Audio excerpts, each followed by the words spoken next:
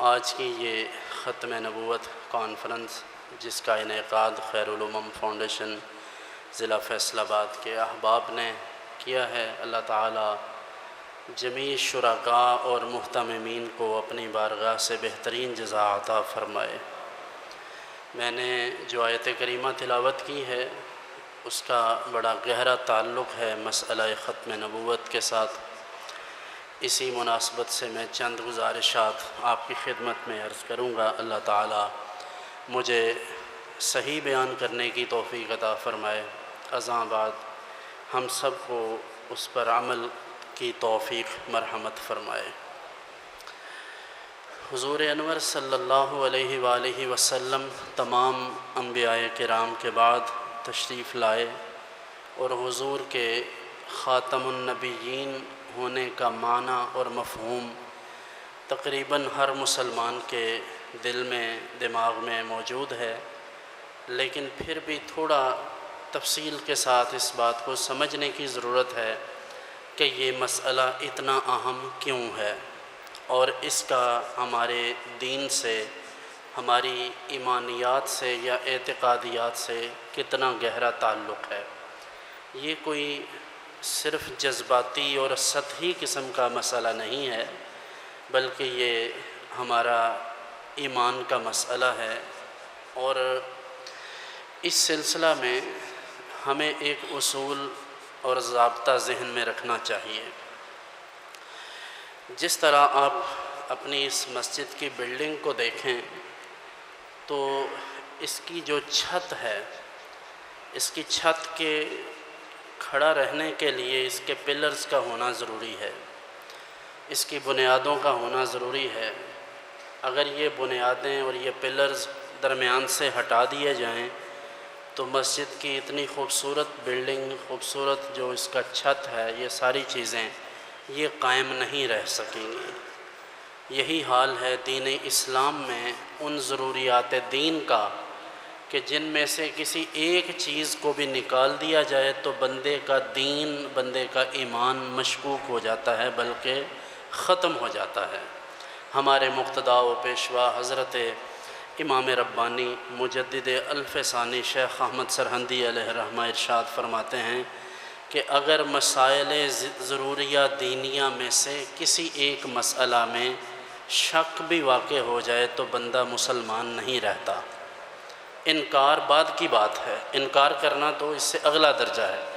اگر شک بھی واقع ہو گیا، مثلا یہ میں صرف مثال سمجھانے کے لیے عرض کر رہا ہوں کہ اگر کسی نے یہ دل میں خیال کسی کے پیدا ہوا کہ شاید حضور علیہ السلام کے بعد بھی کوئی نبی آ سکتا ہے، کسی کی نبوت جاری ہو سکتی ہے، تو ایسا سوچ لینے سے، ایسا خیال آنے سے بھی بندے کا ایمان جاتا رہے گا۔ یہ حضرت مجدد الف ثانی علیہ رحمہ کا فتویٰ ہے۔ تو یہ چونکہ حساس مسئلہ تھا، اسی لیے نبی مکرم صلی اللہ علیہ وآلہ وسلم کے تمام صحابہ کرام علیہم رضوان کا اس پر پہلا اجماع ہوا، یعنی ایسا مسئلہ جس میں تمام صحابہ کرام نے یک بارگی فیصلہ فرمایا، اور حضرت سیدنا صدیق اکبر رضی اللہ عنہ جیسی نرم دل شخصیت کو بھی سخت فیصلہ کرنا پڑا، اور ان کی نرمی کے بارے میں خود حضور ارشاد فرماتے ہیں ارحم امتی بامتی ابو بکر، میری امت میں سب سے زیادہ رحم دل ابو بکر ہیں، اور فرمایا کہ واشدہم فی دین اللہ عمر، اور اللہ کے دین کے معاملوں میں، دین کے مسائل میں سب سے زیادہ سختی کرنے والے وہ عمر فاروق ہیں۔ واصدقہم حیاء عثمان بن عفان، اور ان میں سب سے زیادہ حیا والے عثمان غنی ہیں۔ واقضاہم علی بن ابی طالب، اور سب سے بہترین فیصلہ کرنے والے وہ سیدنا علی ابن ابی طالب ہیں۔ وافرزہم زید بن ثابت، علم الفرائض کو جاننے والے زید بن ثابت ہیں۔ واقرأہم ابی بن کعب، سب سے خوبصورت قرآن پڑھنے والے ابی بن کعب ہیں رضی اللہ عنہم اجمعین۔ تو حضور نے جنہیں فرمایا کہ وہ میری امت میں سب سے زیادہ رحم دل ہیں، نرم دل ہیں، جب انہوں نے مسئلہ ختم نبوت میں کسی قسم کا توقف نہیں کیا، اور بغیر کسی حیل و حجت کے مسیلمہ کذاب پر حملہ کیا، تو اس سے ہمیں اندازہ ہو جانا چاہیے کہ اس مسئلہ کی حساسیت حضرت جناب صدیق اکبر کی نظر میں کتنی تھی۔ اور پھر انہوں نے اکیلے یہ فیصلہ نہیں کیا، بحیثیت امیر المؤمنین کے اگر وہ فیصلہ کرتے بھی تو ان کا فیصلہ نافذ ہوتا، لیکن انہوں نے تمام فقہا، مجتہدین، صحابہ جتنے بھی تھے ان تمام سے مشاورت کی، اور مشاورت کے بعد یہ کام کیا۔ یہاں تک کہ کسی نے آپ سے یہ کہا کہ آپ تیاری کر رہے ہیں جنگ کے لیے، جبکہ پیچھے یہ حالات ہیں کہ خواتین ہوں گی اور بچے ہوں گے اور یہ سب بے یار و مددگار ہوں گے، اور پیچھے سے اگر دشمن نے کسی اور طرف سے حملہ کر دیا تو حضرت صدیق اکبر رضی اللہ تعالیٰ عنہ نے تاریخی جملہ ارشاد فرمایا۔ آپ نے ارشاد فرمایا اگر مدینے کی خواتین کا گوشت کتے بھی نوچ ڈالیں تو مجھے اس بات کی کوئی پرواہ نہیں، لیکن میں مسیلمہ کذاب کے خلاف نکلوں گا، اس لیے کہ یہ عقیدہ ختم نبوت کی بات ہے۔ تو رسول اکرم صلی اللہ علیہ وآلہ وسلم کا خاتم النبیین ہونا یہ حضرت ابوبکر صدیق رضی اللہ عنہ جیسی نرم دل شخصیت کے لیے بھی کتنا اہم ہے، تو سوچئے کہ آج کے مسلمانوں کے لیے یہ کس قدر اہم ہونا چاہیے۔ اس لیے یہ بنیادی بات ہے۔ دوسری گزارش یہ ہے کہ اس باب میں یعنی اس سلسلہ میں ہمیں بہت سی احادیث ملتی ہیں، اشارات ملتے ہیں، اور اس مسئلہ کی حساسیت خود ذات پاک رسالت مآب صلی اللہ علیہ وآلہ وسلم کی حیات طیبہ سے حضور کے کئی اشارات اس بارے میں صراحتیں ہیں باقاعدہ۔ ایک چھوٹی سی مثال جو ترمذی میں بھی موجود ہے، غزوہ تبوک کے لیے جب حضور انور صلی اللہ علیہ وآلہ وسلم عازم سفر ہوئے، یہ حضور کی ظاہری حیات مبارکہ کا آخری غزوہ تھا جس میں مسلمانوں کی جمعیت تقریباً 30,000 کے لگ بھگ تھی، اور رومنز جو تھے مخالفین ان کو تقریباً 1.25 لاکھ سے زیادہ تھے وہ۔ تو اس زمانے میں حضور انور صلی اللہ علیہ وآلہ وسلم نے حضرت جناب علی المرتضیٰ کرم اللہ وجہہ الکریم کو فرمایا کہ تم پیچھے رہو گے، خواتین پر اور جو پیچھے رہ جانے والے لوگ ہیں، بچے وغیرہ، بوڑھے اور بیمار۔ تو اس پر جناب علی المرتضیٰ کرم اللہ وجہہ الکریم نے تھوڑا دل گرفتگی کے ساتھ عرض کیا کہ حضور میں تو میدان میں کھیلنے والا بندہ ہوں، یعنی جنگجو آدمی ہوں، تو پیچھے رہوں گا تو میرے تو مطلب دل پر بوجھ ہے۔ تو حضور نے فرمایا کہ اے علی، کیا تو اس بات پر راضی نہیں ہے کہ ان تکون منی بمنزلت ہارون من موسیٰ، تم میرے لیے اسی طرح ہو جیسے موسیٰ علیہ السلام کے بھائی کے لیے ان کے بھائی ہارون علیہ السلام تھے۔ تو ساتھ ہی حضور نے اس بات کو بھی محسوس فرمایا کہ کہیں کل کو کوئی اس بات سے نیا مفہوم نہ تراش لے۔ اس جملے کے ساتھ ہی حضور نے فرما دیا الا انہ لا نبی بعدی، مگر یہ فرق ملحوظ خاطر رہے کہ جناب موسیٰ علیہ السلام بھی نبی تھے، جناب ہارون علیہ السلام بھی نبی تھے۔ اے علی، اگرچہ تم میرے بھائی ہو لیکن میرے بعد کوئی اور نبی نہیں آنے والا۔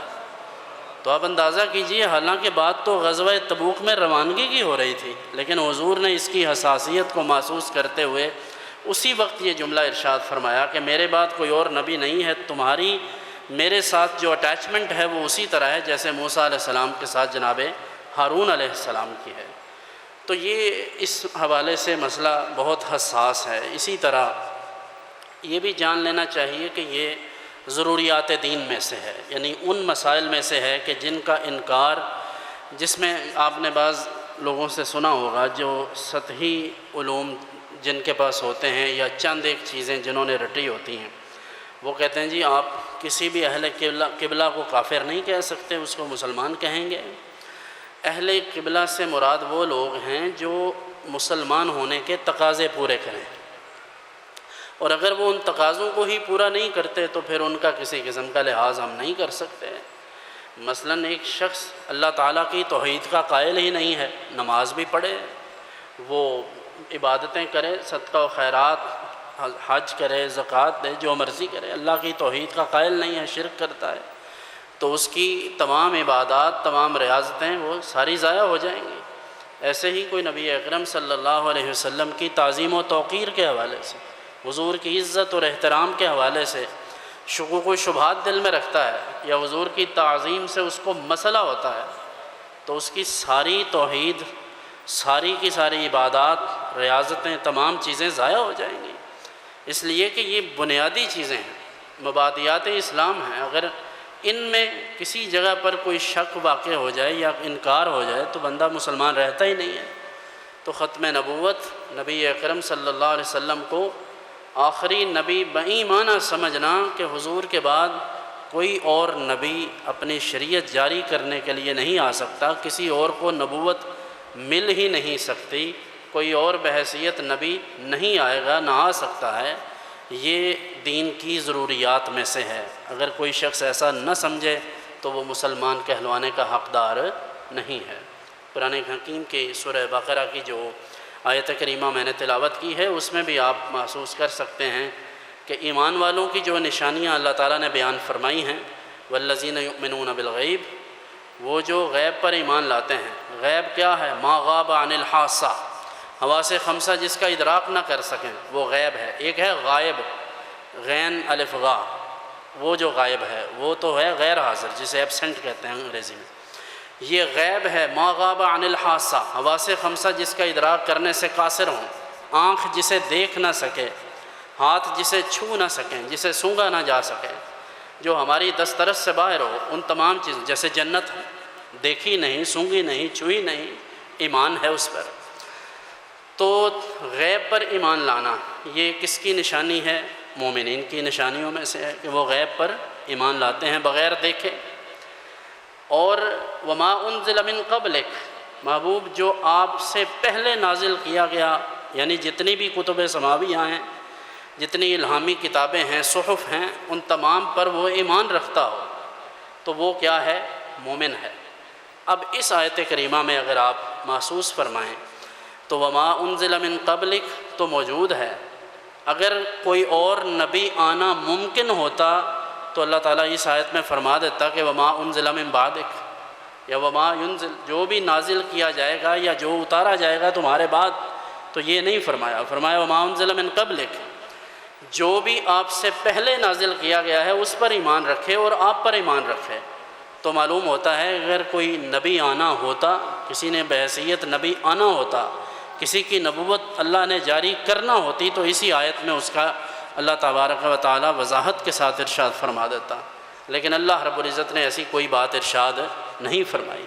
اس لیے یہ عقیدہ ختم نبوت کے لیے یہ بھی محل استشہاد ہے، اگر اسے محسوس کیا جا سکے۔ دوسری بات جو اس حوالے سے نہیں ہے بلکہ تھوڑی مختلف ہے، ایک جو عام فہم سی بات، تمام انبیاء کرام جو تشریف لائے ہیں، انبیاء کے لیے یعنی نبوت کے لیے جیسے ولایت کے اپنے پروٹوکولز ہوتے ہیں، نبوت کے بھی اپنے پروٹوکول ہیں۔ ہر شعبے میں کسی بھی سطح پر انسان کی جب اس کے لیے کوئی ایلیجیبلٹی کرائٹیریا متعین ہوتا ہے، دیکھتے ہیں کہ یہ بندہ ان صفات کا، ان خوبیوں کا حامل ہے جو ہماری ریکوائرمنٹ ہے، اس کے مطابق وہ پورا اتر رہا ہے۔ تو نبوت کی جو ریکوائرمنٹ ہے کہ نبی کو کیسا ہونا چاہیے، اس میں سے ایک بات یہ ہے کہ نبی کو خوبصورت ہونا چاہیے۔ نہیں سمجھے بات؟ ابھی اگلی بات کروں گا تو سمجھیں گے۔ نبی کے لیے خوبصورت ہونا ضروری ہے، یعنی نبی کا خوبصورت ہونا یہ ضروریات نبوت میں سے ہے۔ آپ میں سے کوئی ذی شعور آدمی جس کی نظر صحیح کام کرتی ہو، چشمے کے بغیر یا چشمے کے ساتھ، کبھی مرزا قادیانی کی تصویر اٹھا کر دیکھ کر بتائے کہ یہ کیسا ہے؟ جی بدصورت، اس کو تو دیکھ کر 3 دن تک بندے کی طبیعت پر کراہت طاری رہتی ہے۔ تو جو درجہ چہارم میں ملازمت کے لیے اہل نہیں ہے، یہ لوگ اسے نبوت کے لیے کینڈیڈیٹ کے طور پہ کھڑا کرتے ہیں۔ تو نبی کے لیے خوبصورت ہونا ضروری ہے، اور اس کی وجہ بھی ہے۔ خطیب اگر اٹریکٹیو نہ ہو، اس کی شکل و صورت زیادہ اچھی نہ ہو، تو بعض اوقات لوگ اس کی بات توجہ سے نہیں سنتے۔ تو انبیاء کرام کا منصب ایسا ہے کہ اللہ تعالیٰ انہیں تمام نقائص اور عیوب سے مبرہ رکھتا ہے کہ کوئی ان کی ذات کے بارے میں، کوئی ان کے پیکر کے بارے میں بھی ایسی ویسی بات نہ کرے۔ اسی لیے عبداللہ ابن عباس رضی اللہ عنہ فرماتے ہیں کہ حضور کے دندان مبارک میں سے وہ جو ہلکا سا بظاہر یہ لگتا تھا کہ تھوڑی سی وہ اس میں فرق آ گیا ہے، یعنی دو دانتوں کے درمیان فاصلہ ہے، لیکن حضور جب گفتگو فرماتے تھے تو ایسا لگتا تھا کہ اسی میں سے نور نکل رہا ہے، روشنی نکلتی ہے اور وہ ساری محفل پر طاری ہو جاتی ہے۔ تو نبی کا بولنا، نبی کی گفتگو بھی معجزہ ہوتا ہے، نبی کی گفتگو بھی خوبصورت ہوتی ہے۔ باتیں ہیں کہ طوبیٰ کی چٹکتی ہوئی کلیاں، لہجہ ہے کہ یزداں کی زباں بول رہی ہے۔ اور ادھر آپ مرزا صاحب کے حالات دیکھ لیں، اس کی آپ وحی کی باتیں سن لیں، اس کی باقی باتیں سن لیں، اس کی کانٹراڈکشنز اتنی ہیں، وہ نامناسب سی بات ہے، لیکن تھوڑا سا میں بس بتا دیتا ہوں، نہ اس کے حواس کام کرتے ہیں، نہ اس کو بات کرنا آتی ہے، نہ اسے بڑے چھوٹے کا فرق پتہ ہے، اسے دائیں اور بائیں پاؤں کی جوتیوں کی پہچان تک نہیں ہے، تو کہتے ہیں کہ یہ ہمارا نبی ہے۔ تو اس کے حالات یہ تھے کہ وہ ڈائبٹک تھا، تو یہ اگر آپ اس کی تفصیلات پڑھیں تو آپ کو پتہ چل جائے گا۔ تو بار بار اسے پیشاب آتا تھا، تو ہمہ وقت وہ ڈھیلے اپنے پاس رکھتا تھا۔ تو ساتھ میں یہ بھی مسئلہ تھا کہ بلڈ شوگر جو تھی وہ گلوکوز لیول ڈاؤن بھی ہوتا تھا، تو اس کو عادت تھی گڑ وغیرہ بھی پاس رکھتا تھا، تو گڑ کھانے کا ویسے بھی شوقین تھا۔ تو ظاہر ہے جو میٹھے کے شوقین ہوتے ہیں انہیں شوگر ہوتی ہے۔ تو مرزا صاحب کو یہ دونوں مسئلے تھے، پیشاب کا بھی مسئلہ تھا، سلسلے بول کا بھی مسئلہ تھا، اور سلسلے قول کا بھی مسئلہ تھا، اور ساتھ گڑ کھانے کی عادت تھی۔ تو بعض اوقات یہ ہو جاتا تھا کہ وہ جو استنجا کے لیے ڈھیلے رکھے ہوتے تھے غلطی سے اسے ہی گڑ سمجھ کے کھا جاتا تھا۔ اب آپ اندازہ کریں، وہ کامن سینس جو کسی عام بندے میں ہوتی ہے وہ بھی اس کو نہیں ہے بیچارے کو، اور لے کر کہاں آئے ہیں اسے، کس جگہ پر لا کر کھڑا کیا ہے۔ تو میں نے بات عرض کر دی ہے کہ ہمارے لیے اتنا کافی ہے۔ میں نے کہہ دیا ہے کہ یہ اصولی بات ہے کہ نبی کے لیے خوبصورت ہونا ضروری ہے، جس کا چہرہ دیکھ کر کہنے والے کہہ دیتے ہیں کہ یہ شخصیت جھوٹ نہیں بول سکتی، تو بات ادھر ہی ختم ہو جاتی ہے۔ اس لیے ہم یہی سمجھتے ہیں کہ آقا کونین صلی اللہ علیہ وآلہ وسلم کے مقابل نہ کل کوئی تھا، نہ آج ہے، اور نہ قیامت تک کوئی ہو سکتا ہے۔ اور جو بھی اس راہ میں جس طرح کے بھی لوگ آتے ہیں، ہمیں اس بات کو جان لینا چاہیے کہ جس طرح ہمارے ائمہ نے تصریح کی ہے کہ اگر جھوٹے مدعی نبوت سے کوئی دلیل بھی طلب کرے گا تو وہ بھی مسلمان نہیں رہے گا۔ اس لیے یہ مسئلہ نہایت حساس ہے۔ کوشش کیجئے ختم نبوت کے حوالے سے مطالعہ کیجئے اور اس بات کو جانیے کہ عقیدہ ختم نبوت کیا ہے، اس کے تقاضے ہم سے کیا ہیں۔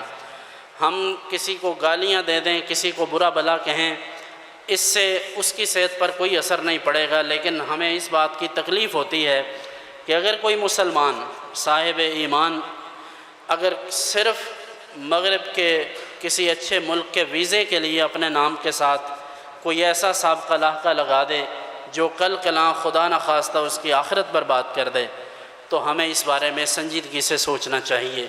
وہ لوگ اتنی سیلف لیس ڈیووشن کے ساتھ، اتنے جذبے کے ساتھ کام کرتے ہیں کہ آپ سوچ نہیں سکتے۔ ان کو اگر آپ کبھی اپنی پریکٹیکل لائف میں انہیں دیکھیں کہ وہ ہمہ وقت اپنے مشن پر کام کرتے ہیں، اور ہمارے لوگوں کا حال یہ ہے کہ 2-4 آیتیں اور 1-2 حدیثیں ان کو اس حوالے سے یاد نہیں ہوتی اگر کسی سے بات کرنا پڑ جائے تو۔ اس لیے میری گزارش ہے کہ ویسے بھی یہ ماہ مقدس ربیع الاول ہے، اور حضور انور صلی اللہ علیہ وسلم کی محبت کا یہ تقاضا ہے کہ ہم حضور کی نہ صرف ختم نبوت بلکہ آپ کی ذات گرامی کے حوالے سے آپ کا اسوہ حسنہ ہے، آپ کی سیرت طیبہ ہے، آپ کے معمولات عالیہ ہیں، وہ تمام کی تمام چیزیں ہمارے مطالعے میں ہونی چاہیے کہ ہمارے آقا کونین صلی اللہ علیہ وآلہ وسلم کس طرح حضور گفتگو فرماتے تھے۔ ایک امتی کو بحیثیت محب، عام کوئی بندہ دنیا دار کسی جو ہے کوئی بندہ دنیا دار سے محبت کر لے کسی سے تو وہ اس کی باتیں کرتا ہے، اس کے بارے میں سوچتا ہے کہ وہ کیا کرتا ہے میں وہ کام کروں۔ تو جو اللہ کا محبوب ہے، جو سب جہانوں کا محبوب ہے، جو تمام مخلوقات کے لیے رسول بن کر تشریف لائے ہیں، اس ہستی کی شب و روز کے حوالے سے ہمارے دلوں میں یہ ضرور تڑپ ہونی چاہیے کہ حضور کس طرح سے رات گزارتے تھے، حضور اپنا دن کیسے گزارے اور حضور علیہ الصلوۃ والتسلیم کے جو معمولات مبارکہ ہیں اس حوالے سے آپ اگر صحابہ کرام علیہم الرضوان یا حضرات امہات المومنین بالخصوص حضرت ام المومنین سیدہ عائشہ صدیقہ رضی اللہ تعالیٰ عنہا کے فرامین سنیں تو حضرت ام المومنین سے کسی نے عرض کیا کہ حضور گھر میں کیسے وقت گزارتے تھے؟ تو انہوں نے فرمایا جیسے تم میں سے کوئی عام شخص۔ نہیں سمجھے بات؟ حضور علیہ السلام نہایت سادگی کے ساتھ وقت گزارتے اور گھر کے کاموں میں حضور ہاتھ بٹاتے تھے۔ اپنا جوتا مبارک، اپنے مبارک کپڑے خود کبھی سلائی کرنا پڑتے تو حضور اپنے مبارک ہاتھوں سے کرتے تھے۔ اصل میں تو یہ جاننا چاہیے کہ میلاد ہے کیا؟ میلاد نبی مکرم صلی اللہ علیہ وآلہ وسلم کی باتیں کرنے کا نام ہے، حضور کو یاد کرنے کا نام ہے نا۔ تو وہ آپ گھر میں 4-5 افراد بیٹھ کر درود شریف پڑھیں۔ آپ کوئی جو بھی کھانا گھر میں بناتے ہیں وہ کھانا بنا کر آپ خود کھائیں، محلے داروں کو 2-4 گھروں کو کھلا دیں، نہ 150 200 400 بندے کو نہ کھلائیں، لیکن حسن نیت کے ساتھ، صحیح نیت کے ساتھ، خلوص نیت کے ساتھ آپ یہ کام کریں تو اللہ تعالیٰ دلوں کے حال جانتا ہے، یقیناً وہ بھی قبول ہوگا۔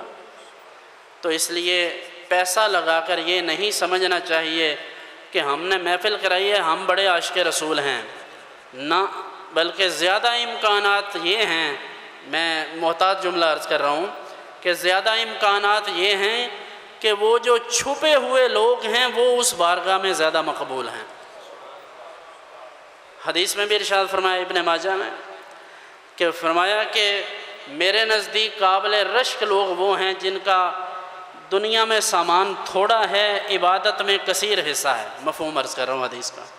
لا یشار الیہ بالاصابع، حال ان کا یہ ہے کہ باہر نکلتے ہیں تو کوئی ان کو جاننے والا نہیں ہے۔ تو ایسے لوگ حضور علیہ السلام نے فرمایا میرے نزدیک قابل رشک ہیں۔ فرمایا ان کی موت بھی ایسے ہی آ جائے چٹکی بجا کر، عجلت منیتہ قلت بواقیہ قلت راسہ، ان کا حال یہ ہے کہ موت بھی ایسے ہی آ جاتی ہے اور پیچھے رونے والے اور رونے والیاں بھی کم ہیں، اور دنیا کا مال جس کا پیچھے لڑائی جھگڑے ہوتے ہیں، حساب کتاب ہوتے ہیں، یہ بھی کم ہی ہے۔ تو فرمایا کہ میرے نزدیک قابل رشک لوگ وہ ہیں۔ تو ان کے بڑے بڑے بینر اور اشتہار نہیں لگتے۔ بدقسمتی سے اس زمانے میں تبلیغ دین کے لیے بھی علماء، مشائخ طریقت کے لیے، نعت خوانوں کے لیے، مذہبی لوگوں کے لیے یہ اشتہار بہت بڑی آزمائش ہے۔ آزمائش ہے کیوں؟ اگر آپ لوگوں کو اطلاع دینا چاہتے ہیں تو ظاہر ہے اس کے لیے اشتہار چاہیے، لیکن اب اشتہار پر نام کیسا ہو، بڑا ہو چھوٹا ہو، سابقے لاحقے کیا ہوں، یہ سارا شیطانی چکر ہے۔ اب اس کے لیے ہم نے بڑے بڑے لوگوں کو لڑتے ہوئے دیکھا۔ ایک ہمارے علاقے کے مولوی صاحب تھے، فوت ہو گئے ہیں، اللہ ان کی مغفرت فرمائے۔ تو وہ ایک دفعہ میرے پاس آ گئے، انہوں نے ختم نبوت کا ایک پروگرام کیا، تو مجھے کہنے لگے کہ میں نے 2 بندوں کو بلایا ہے تو دونوں ہی ایک دوسرے کے ساتھ بیٹھنے کو تیار نہیں ہیں، تو اب کیا کروں؟ تو میں نے کہا ایک کی صدارت رکھ لیں، ایک کا خطاب رکھ لیں۔ کہا دونوں ہی کہتے ہیں میری صدارت رکھو، تو میں نے کہا استعفیٰ دے دیں پھر پروگرام ہی نہ کریں۔ تو مجھے اتنا دکھ ہوا، میں نے اس بیچارے کو بڑی ہمت حوصلہ دیا، میں نے کہا کوئی بات نہیں، دل بڑا کرو تو کوشش کرو، ان کا کوئی منت سماجت کرو۔ تو خیر اس پر اتفاق ہوا کہ دونوں ہی اس لیے نہیں آئے کہ وہ کہتا تھا کہ اس کو بلایا ہے، اس کا نام بڑا لکھا ہے، اس لیے میں نہیں آؤں گا، اور دوسرا بھی یہی کہتا تھا، اور وہ نہیں آئے۔ پھر کچھ چند غریب علماء جو تھے سادہ قسم کے، وہ بیچارے گئے اور اس کا پروگرام ہوا۔ تو جب یہ حالات ہوں گے تو پھر ظاہر ہے لوگوں کو کیا دیکھنے کو ملے گا۔ اس لیے میں احباب سے عرض کیا کرتا ہوں کہ آپ ان چیزوں کی طرف زیادہ توجہ نہ دیا کریں، یہ اتنا اہم نہیں ہے، یہ اشتہارات اور یہ چیزیں بس ایک ضرورت کی حد تک ہے۔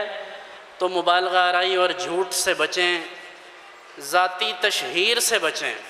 ایک ہے پروگرام کی اطلاع، دوسرا ہے کمپنی کی مشہوری۔